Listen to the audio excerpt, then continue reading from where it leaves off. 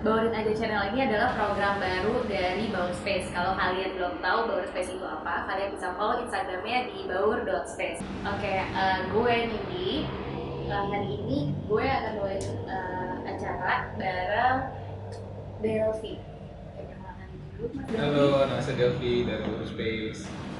Oke, hari ini kita itu mau bahas tema tentang kesehatan mental ibu-ibu di masa pandemi ini. Di depan kita ini udah ada dua orang narasumber kita hari ini. Langsung kita kenalan aja sama mereka. Halo Ibu Dita. Hai. Halo Ibu Ninda. Hai. Oke, jadi Ibu Dita dan Ibu Ninda ini berbeda profesi. Kalau Ibu Dita itu sebagai entrepreneur F&B di Jakarta. Lalu ada Ibu Ninda sebagai desainer di salah satu perusahaan di Jakarta Selatan juga.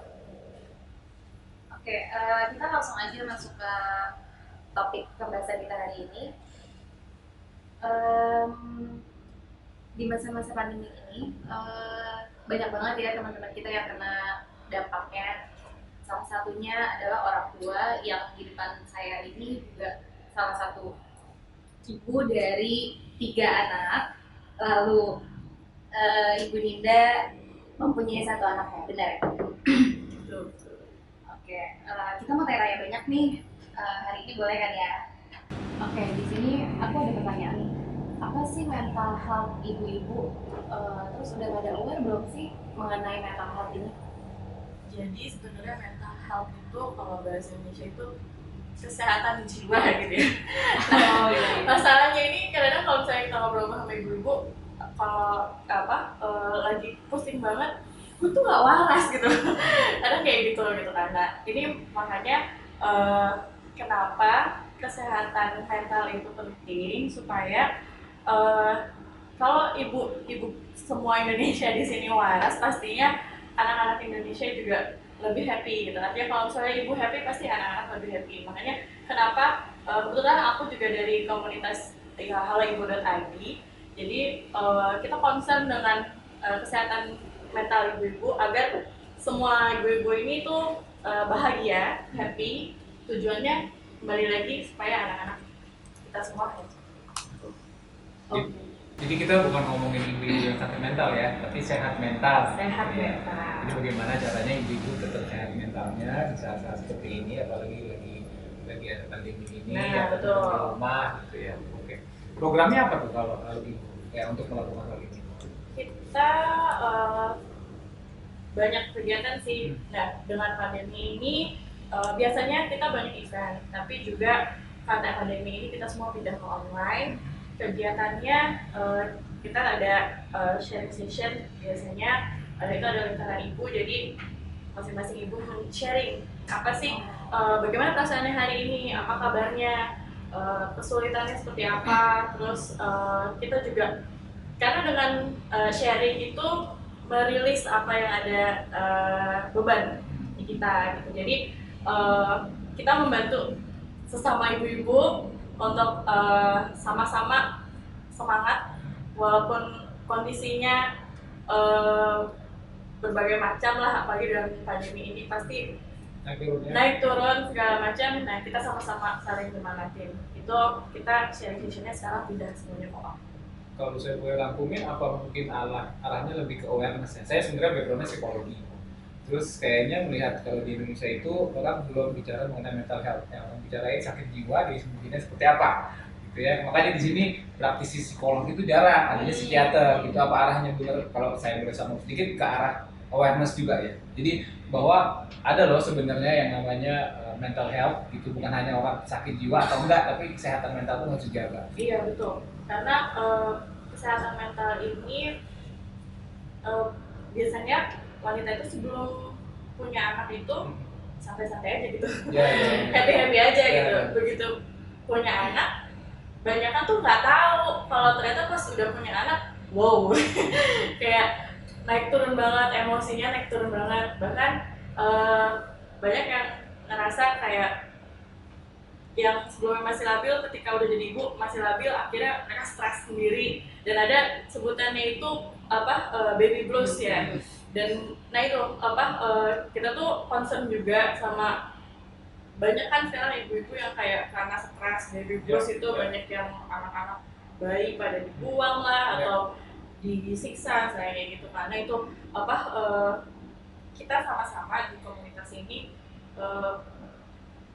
mungkin bahasanya bukan sakit jiwa ya, tapi ya itu sebenarnya berawal dari stres dan tidak bisa memanage emosinya dengan baik. Nah akhirnya itu sebenarnya yang kita mau sama-sama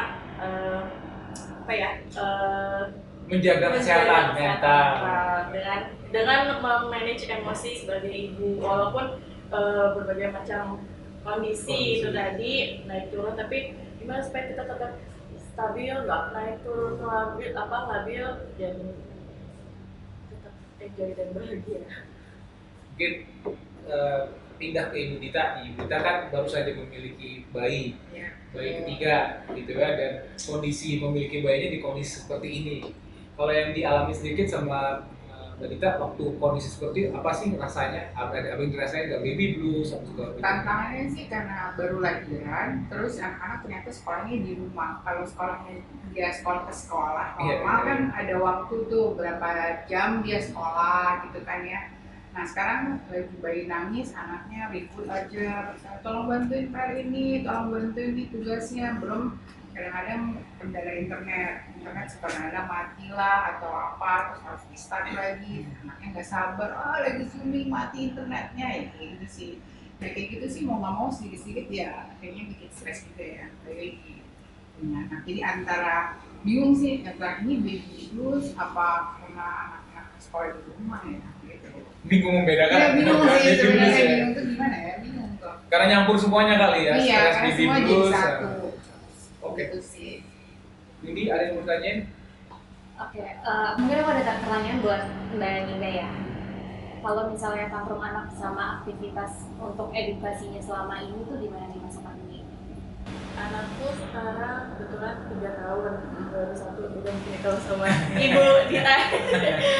Jadi kalau selama pandemi ini dia kita masih playgroup, tapi juga sama online. Jadi dikasih modul, tugas-tugas kayak gitu. Itu mau nggak sih anak kecil kayak gitu dengerin apa, ngerti nggak sih kan dia kayaknya nggak ngerti dari lihat laptop terus banyak teman-temannya. Soalnya kayak keponakanku tuh malah jadi marah-marah gitu, apaan nih temennya malu nggak mau ngomong terus ngumpet malah di balik tembok. Nah itu gimana? Nah itu juga jadi kendala sih, soalnya apalagi kan aku kerja kan, jadi kayak nggak bisa 24 jam sama dia gitu. Tapi ya positifnya mungkin dengan pandemi ini aku jadi lebih ngerti cara belajarnya anakku tuh ternyata kayak gimana gitu kan, kapan sih moodnya gitu. Tapi dari sekolah tetap dikasih modul, aku biasanya sih kayak cari moodnya sama kayak sekolah paling pagi-pagi ya, pagi-pagi. Nah itu sampai siang, sisanya aku misalnya tambahin kayak mungkin craft kayak gitu. Tapi juga enggak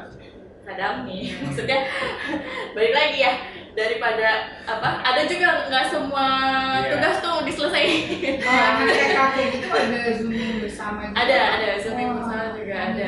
Anak gua 9 tahun juga sama kayak begitu. Jadi bedanya challenge-nya mungkin kalau sekolah dia karena di situasi sekolah dia nggak punya godaan yang lain gitu ya, nggak ada PlayStation di ruang tamu, nggak ada YouTube di TV, jadi mereka bisa fokus. Akhirnya sekarang istriku itu ribut terus sama anak umur 9 itu, mau ngerjain tugas pasti nggak mau. Padahal sekolahnya cuma 3 jam kan sebenarnya dengan modul-modul sekarang mereka nggak mau sama sekali. Iya, sama sih. Dari itu juga, kadang kalau misalnya nggak mau gitu ya, kalau habis kayak ya udah deh. Kayak apa namanya? Nanti deh dirapel gitu. Kalau aku soalnya apa kalau TK nggak selalu apa setiap hari Zoom kan, jadi dia satu minggu sekali gitu. Karena kasian juga kalau mungkin anak-anak balita kayak gitu kan nggak bisa dipaksa harus itu ya dari pengamatan gue sendiri sih, ini kan nggak normal ya, waktu juga nggak normal, kondisi juga nggak normal, jadi kita tuh nggak bisa maksain mereka gitu ya. Ya sekolahnya kan nggak normal, kita jangan harapin anak-anak kita juga bisa enjoy sekolah banget kalau lagi nggak normal. Kita aja kerjanya juga pusing gitu ya, jadi ya mau nggak mau ya kita harus adaptasi dan masalah bukan target sih, ekspektasi kita kan mungkin juga disesuaikan gitu ya. Terus sekarang nih gimana ya, kan kantor udah pada mulai masuk tuh ya, kayak mungkin emang sih baru 40%, tapi beberapa kantor kan mungkin ada masuk 2 hari, 3 hari. sedangkan anak kita tuh sekolah di rumah, which is kita kan nggak bisa bantu. Ya, Itu itu kira-kira bikin kita tambah stres apa gimana ya? Saya kayaknya perlu bantuan gitu. Karena anak saya suka WA terus gitu, nggak ada habis. Iya, diganggu terus ya. Beda mindset ya, kalau di Australia itu peraturan mereka sekolah harus masuk karena memikirkan ibu-ibu yang bekerja, apalagi ibu-ibu tenaga medis. Kalau di sana anak-anak sekolah harus masuk karena orang itu memikirkan ketika orang tuanya harus bekerja, itu tadi anaknya gimana, siapa yang ngurusin. Nah, kalau di kita mungkin agak berbeda karena kayak sekarang ini kan ada petisi lah di mana ibu orang tua nggak mau anaknya sekolah, cuma mereka nggak mikir kalau orang tuanya mesti kerja gimana. Iya, itu gimana? Belum ketemu sih gua caranya gua. Ya itu sih kalau aku ngobrol sama ibu-ibu lainnya di komunitas aku, apa ya, mengurangi ekspektasi. Jadi yang biasanya kita, pengen anakku jadi ranking 1 atau misalnya pokoknya yang terbaik gitu. Nah kita tuh kayak udahlah, nggak usah terlalu perfect banget lagi kondisi kayak gini. Daripada nambahin khawatir yang akhirnya malah jadi sakit gitu kan. Akhirnya satu ya itu nurunin ekspektasi. Ada nggak sih kayak di komunitas itu kayak yang stres tuh anaknya? Kalau ini kan kita ibunya gitu kan ya, tapi ada nggak sih kayak kelihatan gitu mungkin kayaknya anak gue stres deh. Ada nggak sih yang curhat kayak gitu? Kalau di komunitas sih betul nggak ada, semuanya emang Yang kayak stres ibunya. Karena kan kalau anak-anak itu mereka kalau di psikologi itu mereka drive-nya apa itu yang kita keluarin. Kalau kita kan enggak nih, soalnya kan kita mau marah, kita nggak marah, kita pikir dulu. Kalau anak mau marah sekarang, dia mau marah aja sekarang. Cuman emang itu yang mesti dipikirin juga kali ya. Kita selalu mikirin kan orang tua, sama podcast hari ini juga kita mikirin orang tua, tapi kita Dari lupa sisi orang tua. anak-anaknya gimana ya, kita nggak tahu. Sebenarnya ada kayak temenku gitu, kayaknya anaknya tuh agak sedikit stres gitu, jadi akhirnya anaknya pas ngumpulin tugas dibalikin sama gurunya karena dia ngasih tugasnya 0 berbisi gitu. Jadi kayaknya dia karena bingung kan, bosen kali ya, kan tipe rumah orang juga beda-beda. Iya. Kayak dia mungkin yang juga harus di laptop bukan laptop terus gitu. Terus akhirnya jadi anaknya juga susah konsentrasi juga tanpa bantuan orang tua gitu. Itu kayaknya juga hal-hal yang perlu kita cermati juga ya, gitu sih. Tapi kalau aku sih agak-agak boleh dikatakan agak stres dikit ya, soalnya punya bayi. Terus kebetulan dua anakku tuh ini sekolahnya di sekolah yang beda. Nah jadi kayaknya tuh regulasi tuh beda. Yang satu lagi lunch, yang satunya lagi masih sekolah gitu. Jadi nggak, yang satu mau makan, yang satu udah ribut ini. Jadi kayak suka ribut-ribut sendiri gitu sih. Itu sih menurutku challenge. Mungkin buat pendengar-pendengar kita ya, mungkin yang penting adalah bagaimana sih caranya mereka bisa stres. Pasti enggak, setiap orang pasti stres, mau punya anak, gak punya anak, semua orang di dunia ini pasti lagi stres sekarang. Tapi kalau dari sisi point of view seorang ibu yang memiliki anak gitu ya, terutama Melinda sudah ada di komunitas, apa sih kiat-kiatnya buat membantu, ya bukan menghilangkan ya, tapi membantu menghadapi stres-stres kayak gitu? Apa sih biasanya yang dianjurkan? Yang pertama itu sih kita harus banyak-banyak self care sih biar nggak stres, jadi banyak-banyak me time gitu. Tapi juga nggak bisa keluar pijet nggak bisa, mau ke spa gitu kan, ke salon nggak bisa. Mungkin harus me time sendiri mungkin ya. Hal yang simple kayak misalnya nonton Netflix subuh-subuh misalnya, sebelum anak-anak pada belum bangun. Yang benar-benar waktu emang buat diri sendiri aja, gue nggak mikirin anak gimana, suami gimana. Suami mah enak kan, nggak pernah mikirin. Oh gitu ya. Ya kamu sih nggak pernah stres soalnya cuma TV nonton Netflix. Ya jadi salah satu kiatnya itulah, memang harus menyediakan waktu untuk me time ya. Karena ya benar-benar. Terus kira-kira nih anak-anak akan balik sekolah dalam waktu dekat apa enggak ya? Menurut nggak tahu sih, gosip-gosip ibu-ibu kan katanya paling nggak pengen anaknya sekolah tuh, itu lebih baik apa lebih? Jadi kalau sebagai orang yang suka memperhatikan berita, sekarang baru aja presiden kita tuh di reassess lagi. Jadi kemarin kan di Desember, cuman dari 3 Desember itu sekolah. Desember kembali masuk ke sekolah. Cuman ada petisi dari para orang tua di Indonesia. Akhirnya Jokowi bilang dia akan dikaji ulang sesuai dengan rekomendasi gugus tugas. Jadi kita belum pasti di Desember, cuman ya kita belum tahu. Cuman kembali lagi kan, itu kan pedang bermata dua. Anak nggak sekolah, orang tuanya bisa nggak? Itulah, kita harus dipikirin lagi. Kondisinya berbeda-beda. Kalau gue sendiri karena gue nggak punya babysitter ataupun mbak di rumah, ya selama anak gue libur di rumah, istri gue nggak usah kerja. Nah itu jadi masalah sih. Iya, susah juga ya. Kalau selain tadi kan ngomongnya adalah harus punya me time gitu ya. Selain itu ada lagi nggak kiat-kiat apa sih bagi ibu di luar sana tuh yang harus dipikirin? Yang kedua itu ya itu tadi menurunkan ekspektasi. Artinya yang biasanya kita sebelumnya perfect kayaknya semua tuh nilainya bagus atau ya. misalnya semua jadwal tuh terpenuhi misalnya gitu. Sekarang kita nurunin ekspektasi kayak lebih ke let it flow, kayak memang kondisinya seperti ini kita terima dan let it flow. Yang penting survive aja yang kali penting gitu survive maksudnya. aja. Survive selama masa pandemi. Iya. Ini ada lain?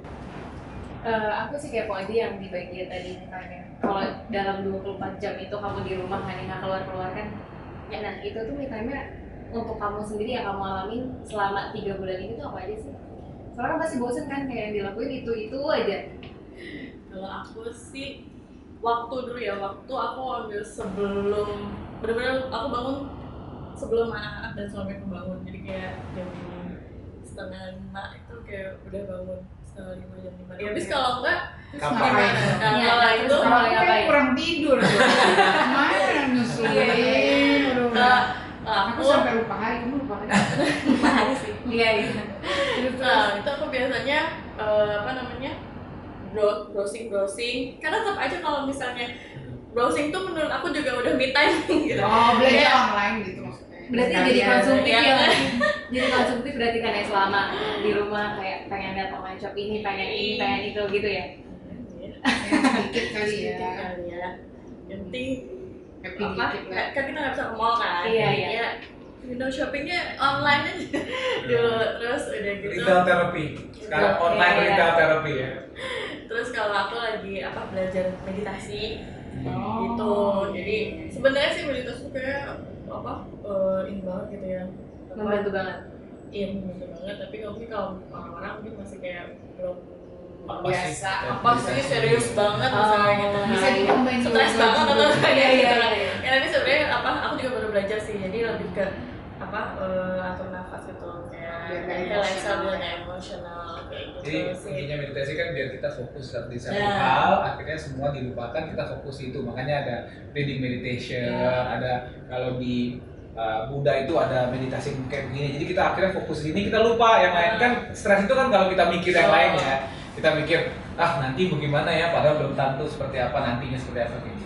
Karena aku kadang-kadang suka kalau kayak gini ya, panikannya tuh keluar gitu. Jadi akhirnya nonton aja terus ada rasa gitu. Kalau misalnya nggak fokus tuh bisa kayak gitu. Iya. Jadi makanya aku kemarin itu lagi latihan meditasi. Terus udah gitu ya tersimpel bikin teh sendiri pagi-pagi kayak gitu. Juga sih. Gitu sih.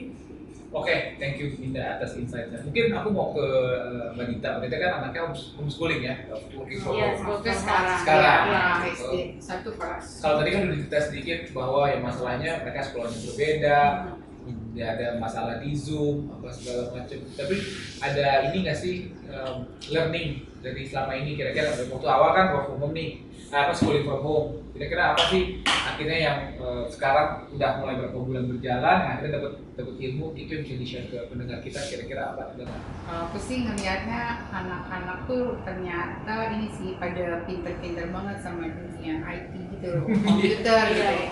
Kalau anakku yang pertama kan memang kelas 4, yang satunya kelas 2. Nah, mereka tuh aku aja tadinya awalnya nggak tahu ya gimana cara Zoom gitu. Oh terus Terus diajarin. akhirnya yang ngajarin malah anak sekarang aku bisa ikutan pengajian lewat Zoom, dengerin ceramah, terus dia yang ngasih tahu caranya gimana, terus mau nanya, nih gimana nih biar nggak kelihatan mukaku gitu kan, pakai mukena gitu kan, males lah kelihatan gitu, nanti dia benerin. Nah terus ternyata tuh mereka bisa belajar ngedit, jadi ada beberapa kelas itu tuh modelnya presentasi gitu. Karena mereka tidak bisa presentasi langsung kan, jadi mereka presentasi, bikin video, nah habis itu mereka edit, videonya tuh belajar diedit sendiri, habis itu mereka masukin ke server. Nah menurut aku sih usia 4 kelas 4 tuh udah hebat banget ya, udah bisa ngedit bikin video video itu sih. Jadi aku ngelihatnya wah ternyata ini membuat mereka yang even yang kelas 2 itu ter-challenge untuk ngerti kayak server, terus apa sih email, download, gitu hal-hal yang dulu kayaknya mereka nggak pernah cobain gitu di sekolahnya. Oke. Itu sih kalau aku. Oke. Rasanya sudah kita banyak ngorek-ngorek otaknya nih, dua-duanya sudah banyak. Mungkin terima kasih atas insight-insightnya, mudah-mudahan ini berguna buat pendengar-pendengar kita. Mudah-mudahan nih ini podcast pertama kita. Mudah-mudahan aku sama Didi bisa punya podcast lain. Kita sih fokusnya mau hal-hal yang membantu pendengar kita ya. Cuman nanti kita cari tema-tema baru yang lain yang lebih oke. Oke. Thank you. Terima kasih banget ya udah datang. Oke, semoga teman-teman di rumah dapat banyak manfaat ya dari topik kita hari ini. Terus ditunggu juga untuk next topiknya. Mungkin untuk next topiknya kita akan bahas hal-hal terupdate juga. Kalau gitu kita tutup podcast kita hari ini. See you in next episode. Bye bye. Bye bye.